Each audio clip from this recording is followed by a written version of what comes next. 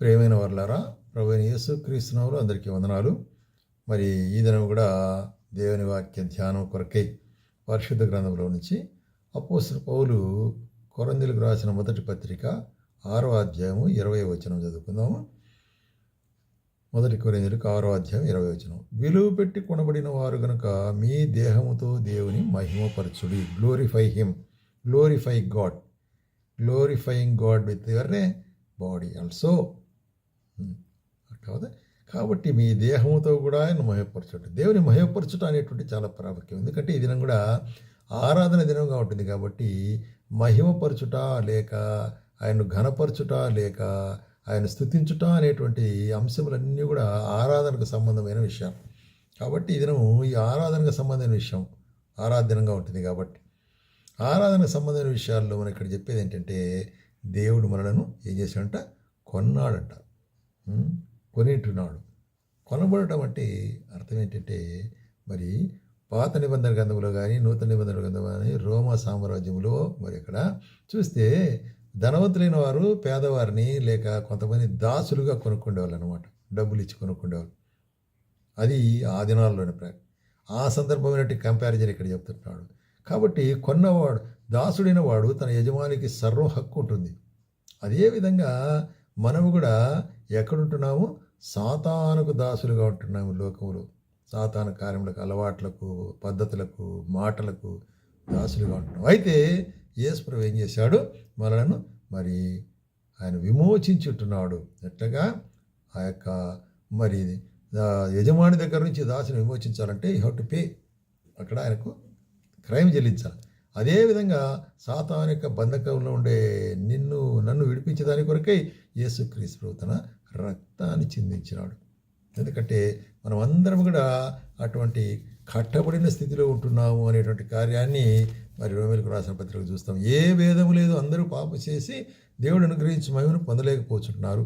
కాబట్టి ఆయన నమ్మువారు కృపచేత క్రీస్తు యేసు విమోచన ద్వారా ఉచితముగా నీతివంతులు.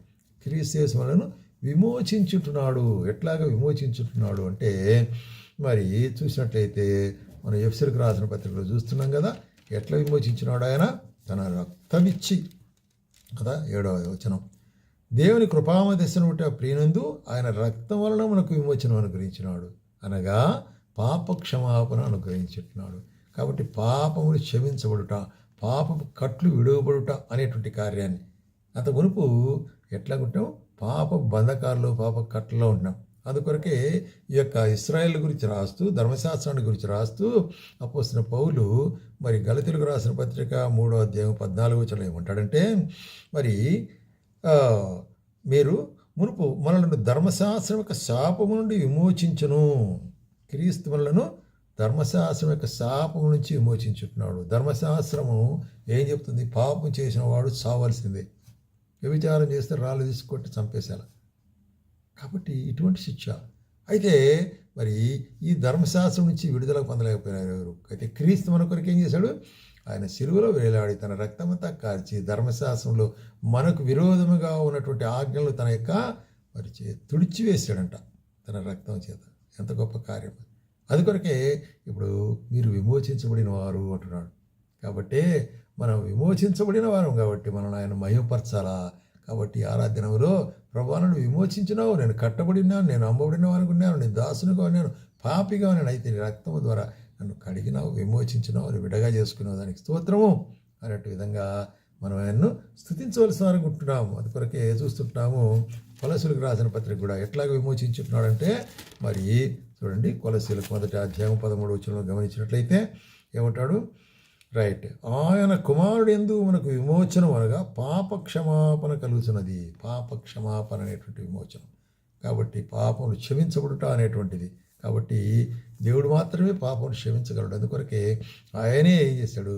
మన పాపను సొంత ఇష్ట ప్రకారము తన యొక్క స్వరక్తము చేత మరి కడిగినాడు. అందుకొరకే మీరు విమోచించబడిన వారు అంటాడు. పాపం నుంచి విమోచన, అపరాధం నుంచి విమోచన, మన యొక్క దుష్ట కార్యాల నుంచి విమోచన ఆయన మనకు అనుగ్రహించినాడు. ఆయన దాన్ని బట్టి ఆయనకు స్తుతి చెల్లించవలసి వారుకుంటాం, స్తోత్రం చెల్లించవలసి వారుకుంటున్నాం అనేటువంటి కార్యాన్ని మనము జ్ఞాపకం చేసుకోవలసి వారుకుంటున్నాం. అందుకొరకే ఏమంటాడంటే ఆయన్ను మహిమపరచుడి. కాబట్టి దేవుని మహిమపరచుట అనేటువంటిది మరి ఆయన స్తుతించుట అనేటువంటి చాలా ప్రాముఖ్యమైన కార్యము. ఎందుకు చూడండి, మరి కీర్తనకర్త ఏమంటున్నాడు 103వ కీర్తనలో, మరి నా ప్రాణమా యెహోవాను సన్నతించుము, నా అంతరంగంలో ఉన్న సమస్తమైన పరిశుద్ధనామమును సన్నతించుము. ఎందుకు? నా ప్రాణమా యెహోవాను సన్నతించుము, ఆయన చేసిన ఉపకారములు దేనిని మరొక. కాబట్టి దేవుడు నీ పట్ల నా పట్ల చేసిన ఉపకారాల్లో మనము మరవకూడదు. ఎందుకంటే మనిషి అనేటువంటి వాడు మర్చిపోయాడుకుంటున్నాడు. ఉపకారం చేసినప్పుడు సంతోషపడతాడు, కొద్ది రోజులు నాకు మర్చిపోతాడు ఎవరు చేసినారు ఉపకారం అనేటువంటి. కాబట్టి అటు విధంగా మర్చిపోకూడదు దేవుడు చేసిన ఉపకారాలను అని. ఇక్కడ దావీదు కీర్తనలో దావీదు తన యొక్క ప్రాణంతో తన యొక్క కాబట్టి తనకు తాను మాట్లాడుకుంటున్నాడు. నా ప్రాణమా యెహోవాను సన్నతించుము, నా అంతరంగంలో ఉన్న సమస్తము ఆయన సన్నతించుము అంటున్నాడు. ఆయన చేసిన ఉపకారములన్నీ ఏంటంటే దోషములు క్షమించినాడు, సంకటములు కుదిర్చినాడు, ప్రాణం విమోచించినాడు. మరి ఈ విధంగా విమోచన కొరకే స్తోత్రము అనేటువంటి మొట్టమొదటిగా. రెండవదిగా మనం చూస్తున్నాము మరి 67వ కీర్తనలు గమనించినట్లయితే 67వ కీర్తన మరి 3వ వచనంలో ఏం చెప్తున్నాడు ఇక్కడ? 3వ వచనంలో గమనించినట్లయితే, దేవా ప్రజలను స్తుతించుదురుగాక, ఎందుకంటే ప్రజలందరినీ స్తుతించుదురుగాక, నీ న్యాయమును బట్టి నీవు జనులకు తీర్పు తీర్చుదు, భూమి మీద ఉన్న జనులను ఏలుదవు. కాబట్టి ఆయన న్యాయ తీర్పును బట్టి, ఆయన న్యాయాన్ని బట్టి జనులందరికీ ఆయన న్యాయం తీర్చేవాడుకుంటున్నాడు. కాబట్టి లోకములో ఉండేటువంటి కార్యము అన్యాయం అక్రమం ఉంటుంది, దేవుని సముఖంలో ఎప్పుడూ న్యాయమే. ఆయన సన్నిధానంలో న్యాయ నీతి మీద ఆయన సింహాసనాసనుడు. కాబట్టి నీ యొక్క న్యాయం కొరకై, నీ సన్నిధి కొరకై నీకు స్తోత్రము అనేటువంటి విధంగా మరి ఇక్కడ కీర్తనకర్త చెప్తుంటున్నాడు అనమాట. అట్లాగే మరి చూస్తున్నాము, మరి మనం పేతురు రాసేటప్పుడు ఒక మాట చెబుతాడు. పేతురు ఏం రాస్తున్నాడంటే, మొదటి పేతురు 2వ అధ్యాయము 9వ వచనంలో ఏమంటున్నాడు? మీరు చీకటిలో ఉండి ఆశ్చర్యకరమైన వెలుగులోనికి మీరు పిలిచిన వారి గుణాతిశయము ప్రచురం చేయ నిమిత్తము దేవుడు ఏం చేశాడు మనల్ని? చూడండి, చీకటిలో ఉండి ఆశ్చర్యకరమైన వెలుగులోనికి, చీకటిలోనే అపాధలోనే. మరి ఇంకా చూసినట్లయితే పాపముల చేత అతిక్రమణ చచ్చిన వారంగానే ఉంటాడు అపోస్తలుడైన పౌలు ఎఫెసీయులకు రాసేటప్పుడు. చనిపోయిన స్థితి, చీకటి స్థితి, ఎరుగలేని స్థితి, మూర్ఖపు స్థితి, దుర్మార్గ స్థితి, అటువంటి వారిని ఏం చేశాడు? మనల్ని విమోచించి మనకిచ్చిన 4 ఆశీర్వాదం, ఏర్పరచబడిన వంశముగా చేసినాడు, రాజులైన యాజక సమూహంగా చేసినాడు, పరిశుద్ధ జనముగా చేసినాడు, దేవుని సొత్తైన ప్రజలుగా చేసినాడు. ఆయన తన సొత్తు అంటున్నాడు ఇప్పుడు నిన్ను నన్ను. మరి సాతానిక బంధకాల నుంచి విమోచించి నీవు నా సొత్తు అంటున్నాడు. కాబట్టి 4 రకమైన ఆశీర్వాదాలు ఇక్కడ మనం చూస్తున్నాం. కాబట్టి ఏమంటాడంటే, మరి మనం ఆయన్ను స్తుతించవలసిన వారుగా ఉంటున్నాము. ప్రియమైన వాళ్ళారా, ఈ యొక్క ఆరాధనములు ఆయన స్తుతించాలి.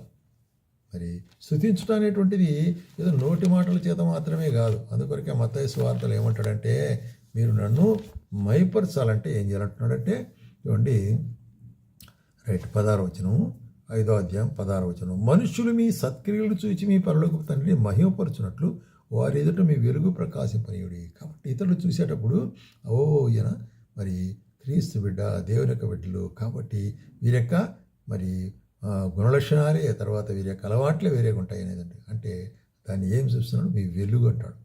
కాబట్టి ప్రేమ సోదరి, విమోచించబడిన నీవు నేను వెలుగుగా ఉండాలి. మన మాటలు, మన క్రియలు, మన అలవాట్లు, మన యొక్క చేష్టలు, మన సవాసము వెలుగు సంబంధమైనదిగా ఉండాలి, యేసు ప్రభువుకు సంబంధమైనదిగా ఉండాలి. అప్పుడే ఇతరులు చూసి ఏం చేస్తారు?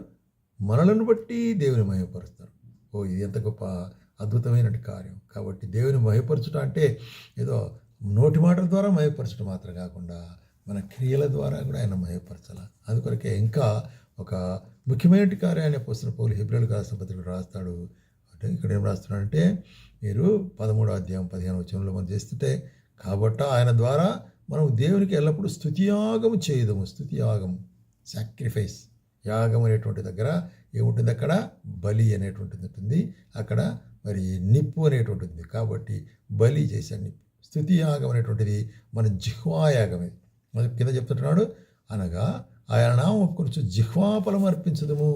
పాత నిబంధనలు గొర్రెలు మేకలు అర్పించినారు, దాని ద్వారా దేవుడు తృప్తి పొందాలి. అయితే ఇప్పుడు దేవుడు మన హృదయాంతరంగంలో నుంచి వచ్చేటువంటి కృతజ్ఞత కలిగిన మాటలు దాన్ని బట్టి ఆయన మరి ఆనందించేవాడుకుంటున్నాడు. కాబట్టి స్తుతి ఆగము చేయుట మరి అర్పించు అది ఉపకార ధర్మం అంటాడు.